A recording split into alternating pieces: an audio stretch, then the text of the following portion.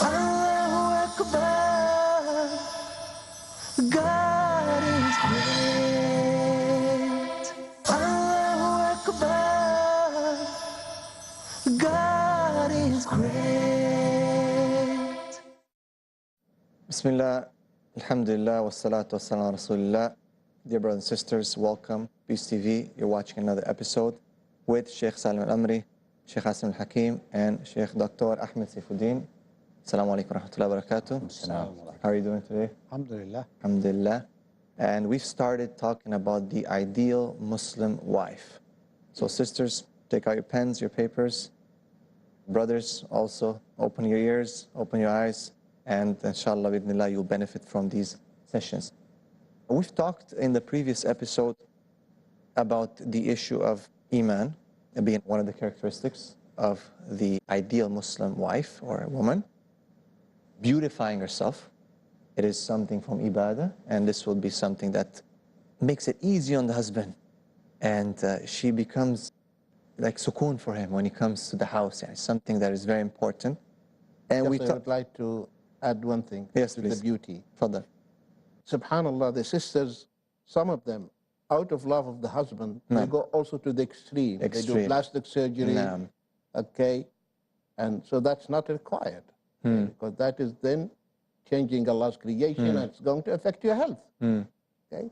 So within what is permissible, okay? If the husband even asks you to do it, you should not listen, because this body is Allah's make. It's not his. So he cannot tell you, go and do this and use this, what they call it? Collagen. And all this. Unless you want to make it back to natural. Natural. If there's a accident defect or something that is so bad. Something like that. MashaAllah.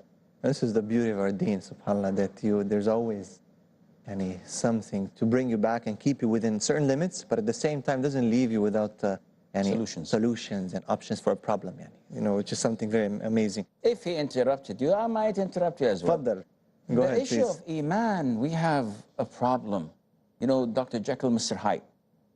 Now, when you look for a woman who is religiously committed, we tend to look only at the surface. Right. So I'd like to get married to a practicing woman, a committed woman. And they would say, I want to marry a niqabi or something. Yes, this is Islam. Right. She has to be wearing the niqab and the gloves. Other than that, we don't tend to look a little bit further, but there is way much further. See, she has to be practicing. If she mixes with her cousins or non-mahrams, if she listens to music, if she watches soap operas and she says, well, listen, I can't live without a TV set. I have to watch this. It's an addiction. If she misbehaves with the elders, the way she speaks to her mom, how is she going to speak to your mother? Mom. So when we say that she has to be religiously committed, we have to put this in perspective. As the same thing applies for men. We have talked about this. It's not only the beard that counts in religious commitment. It's a lot of things that fall underneath. MashaAllah. So a lot of people do come, and that's the first thing, their first requirement is, I want a niqabi, Brother, find me a niqabi. That's my first requirement, which is, again, something very surface, I wanted to bring one more. Well, let me interrupt you again. Sorry. Go ahead. Bismillah. It is surface, but without it, you don't have the core. Right. So someone says, niqab is something artificial. Right. The most important thing is what's in the heart. So this means that I marry or choose someone who wears a miniskirt and says the iman is in the heart. No, it's a full package deal. No. So when you choose to take a niqabi, make sure that she's having the rest of it. Well, that makes me think of women as a very precious jewel inside a nice box. You need to see a nice box that is wrapped very well, but once you open that box, you find a jewel inside. You find something that is very, very precious. So that's what women is supposed to look inside out and to be, like a inside and out. pearl contained by the shell. Mashallah, subhanallah. Something that's very important, a question that comes in, this is something I think we need to answer in this show. A lot of brothers ask, well, I know this lady, and mashallah, she prays. She prays, and she reads Quran, and she has very good akhlaq, manners. She treats her mom kind. She's always serving people, volunteering, but she's not wearing hijab. And he says, can I marry her? It seems like she wants to, or I think she's willing to. She's not there yet. Everything I see is correct, but she's not yet. Can this person marry this woman, or?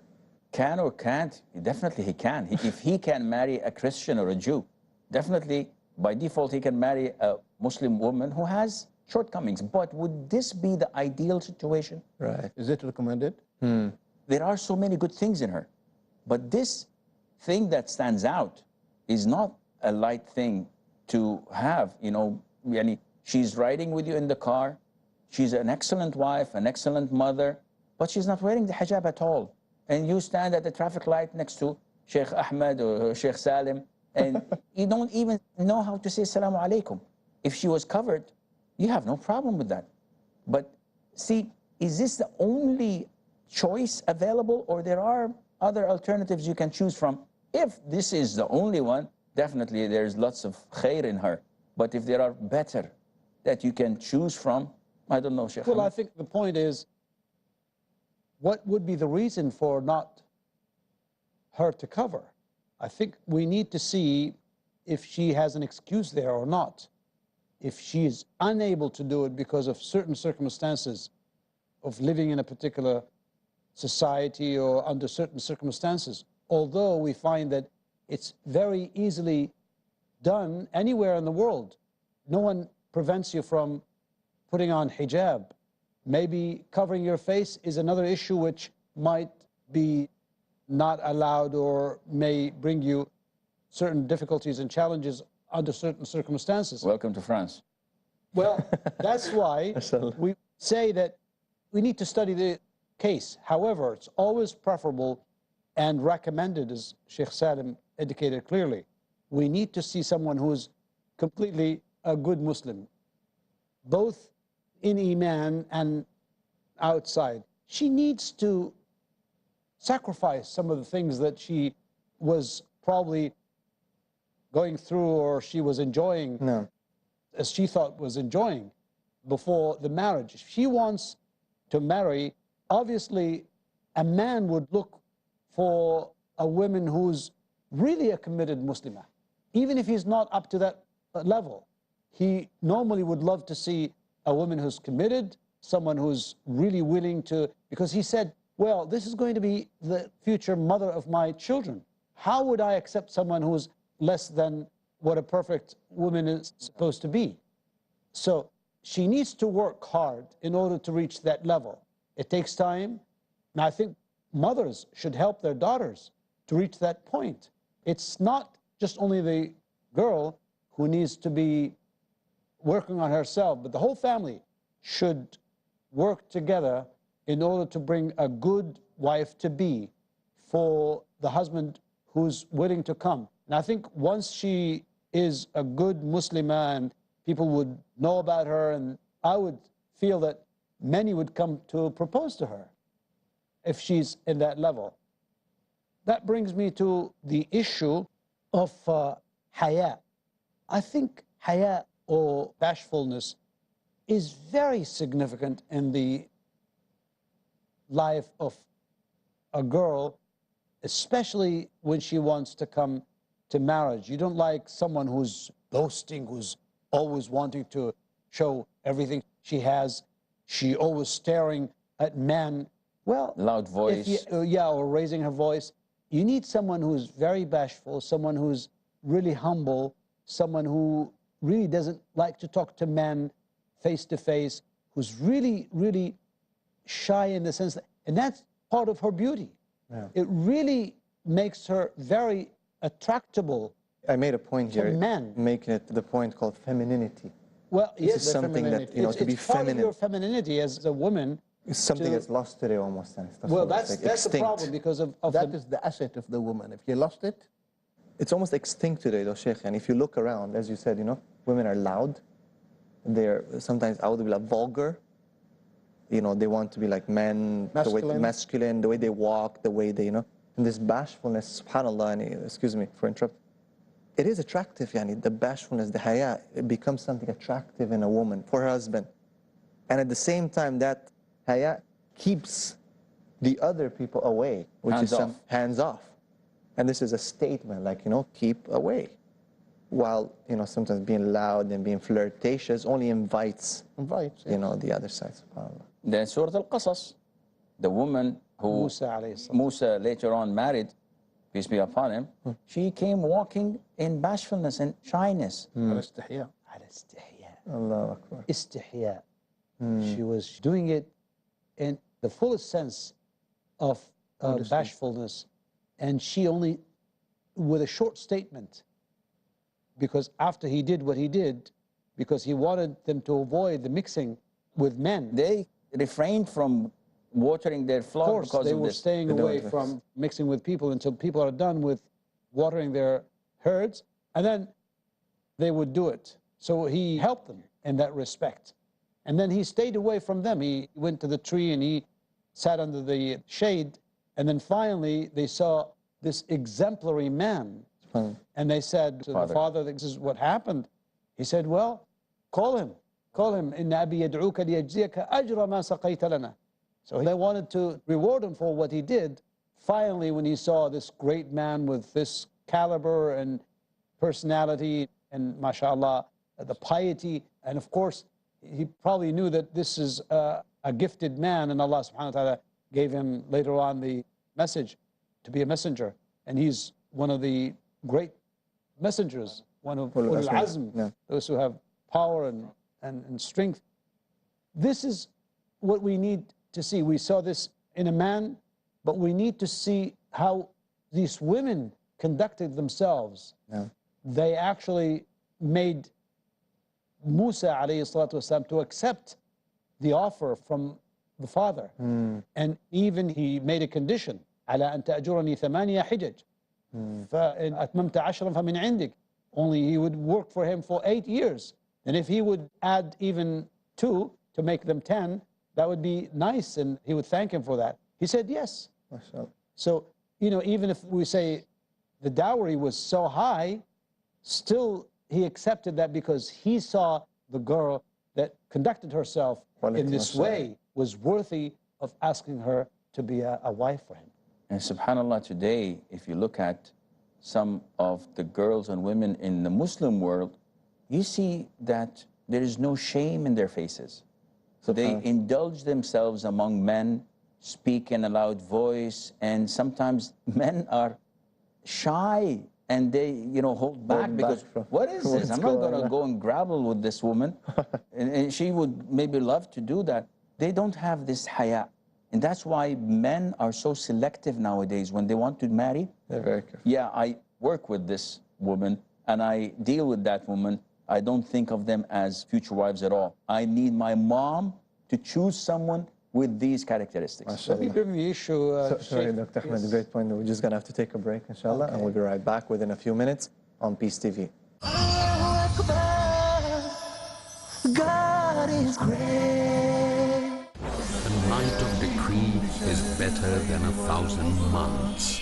The benefits of worship and the vigil in the night of power. Ramadan, which is the topic of the show. Do you have any advice for our viewers? Asad Ahmad. Especially in the blessed month of Ramadan. The Ramadan is the reminder of rectifying our behavior. Dr. Ali Shaban. Ramadan is a unique opportunity for every Muslim.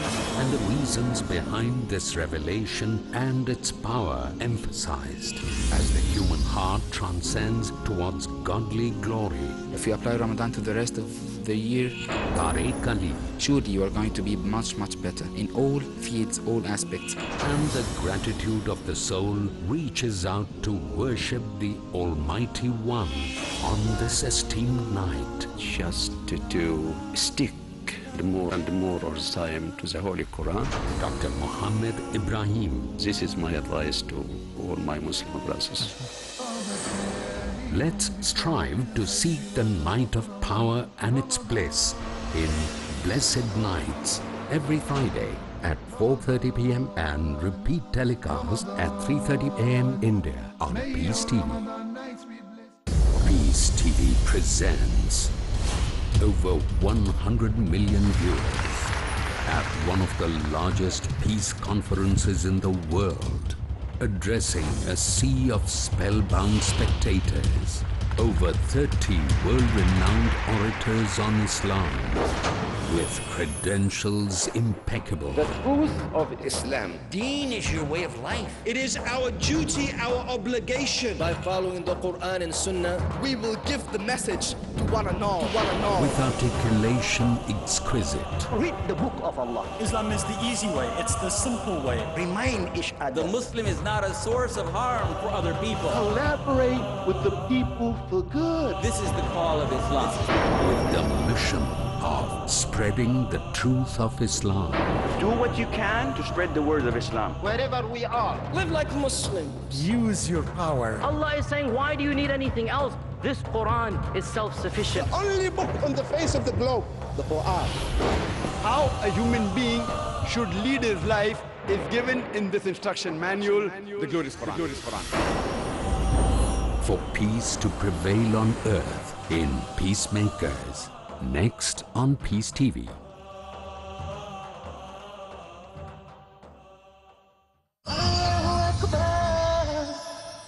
God is great. Bismillah ar-Rahman ar-Rahim. Welcome back. We are talking about the ideal Muslim wife, the ideal Muslim woman, her characteristics. What should a man look for into a wife, and what should a woman aspire to be as a Muslim wife? And Dr. Ahmed, just before the break, you were making a point. Sorry, I cut you off. I was going to point out that one important thing that we were talking about before starting this episode, and Sheikh Asim was joking about women getting into nagging and raising their voice and all that. He said, maybe I prefer women who doesn't even speak, only using a sign language. I know he was joking. My wife, I wasn't addressing you, so please don't take this personal. It was off air, off record. But, however, I would say that really he's true in the sense that a husband doesn't like a nagging wife, doesn't like a wife who always talks and is never tired of talking and commenting on everything, asking about every detail. Whom did you go with today? What were you doing? Who's this person who called you? And so on and so forth. Not only because she wanted to share something, but there are many subjects that do not attach themselves or they're not related to his personal life, his work, his friends, and so on and so forth. She needs to refrain a bit from these things and only talk about necessary things. You know, a man comes home, he's tired from work, he needs some rest, he doesn't want to boggle his mind with so many questions or so many issues, but she's willing to open a whole chapter of things to ask about or to tell her. Yes, she needs to choose the right time when she communicates with the husband, and communicates also in a nice and softer way so that he can act accordingly. And I think once she's the one who has the key for a successful conversation, a successful communication with the husband, and therefore she needs to look after the tongue. Once she holds that tongue, I think a lot of things would be so much easy in that relationship between a husband and a wife. Khadija, may Allah be pleased with her, is a big example. Allah Azza wa Jal gave her a house in Jannah that has no loud noise and it has no being tired or working. Fatigue. Scholars said that this is because this is what she gave the Prophet ﷺ. She would never ever allow him to work. She would never allow him to work in the house.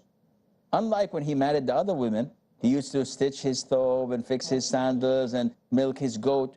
But Khadija would not ever let him do this thing, and there was no loud noise in the house. The children were always hush-hush. She would not nag him. She would not shout at him. So it was a paradise on earth. And that's why he was so sad when she died. And that year was known as Am al-Huzn, the year of sorrow, because of her death and because of his love to her. May Allah be pleased with her. Following to what you're saying, Sheikh Salim, the woman, is it part of her characteristic as being an ideal wife to serve her husband in the house? Before answering this question, this is a piece of advice for all my sisters. A man, sometimes he needs to have room. Give him that room. Leave him alone. He has a problem. He wants to think about it. And she is nagging. What is wrong? I'm your partner. Leave me alone. He needs space. Okay, he needs space. Give that room. Okay, he's thinking about it. And you are interfering, interrupting him, etc. No, leave him. You have to be smart. You study your husband, when to talk to him, when he's in the mood, when you want something, when he's in the mood, when he's ready to listen to you, then you can demand. Advocating on behalf of the women, because I have so many of them and at home. At the same time, we sometimes abuse this space. Yes. And we are 24/7 with the boys, with the hood, with the mobile games, with mobiles, going out. Don't talk to me, don't ask me where I am. So he comes from work, takes a shower, takes a nap, prays Asr, and he goes and comes back at the end of the night. So yes, we have to be fair. Of course, yeah, you need to balance it. Generally speaking, a husband needs that. So when you know that he wants to be by himself, give him that. Give him that privilege, give him that chance. He wants to be by himself. Also the haya, we mentioned the haya. The haya is a very important element in the marital life.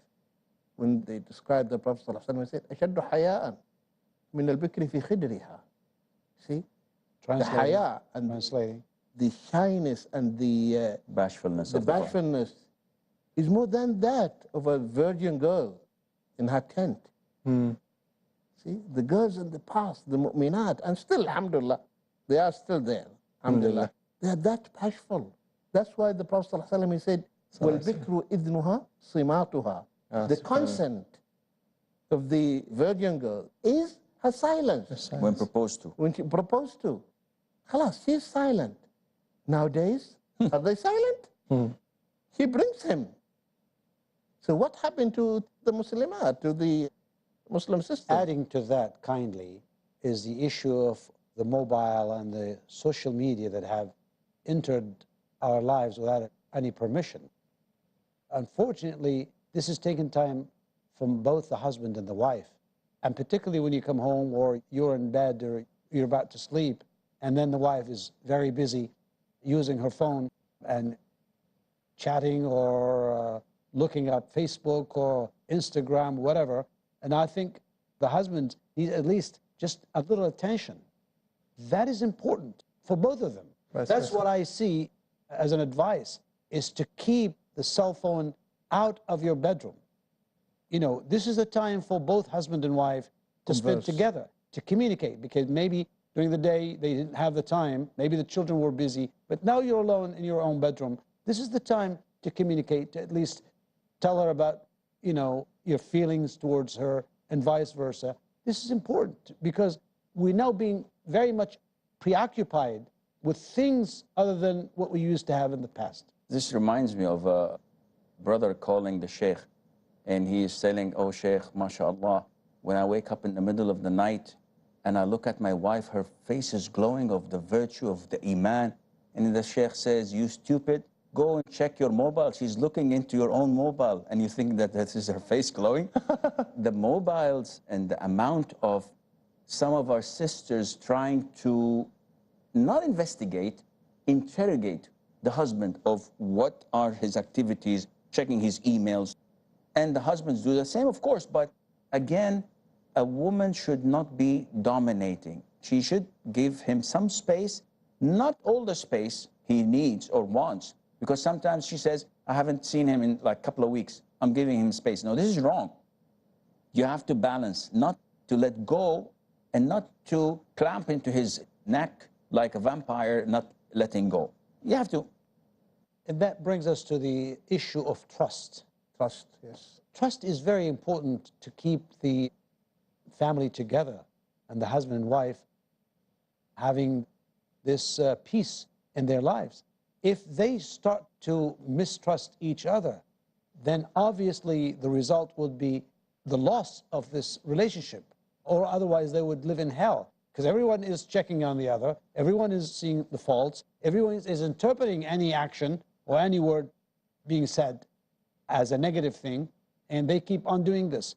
They need to build their trust, but they need to come to terms with what I do. You know, if I trust you, then you should trust me. And of course, trust comes from actions, not only words.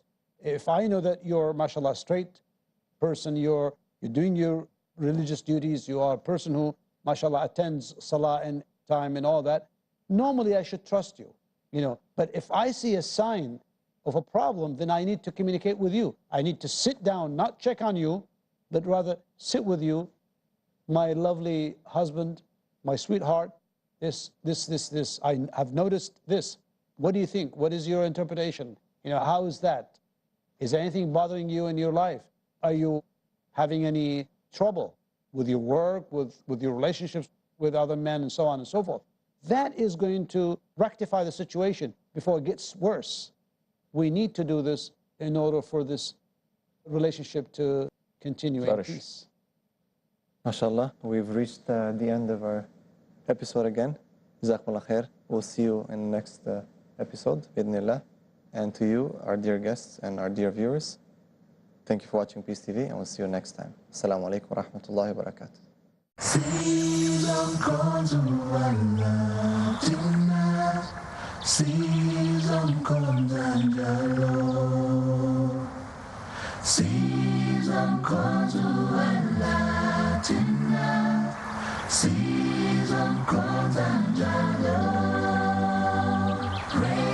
When you're lonely, praise Him every day. Say,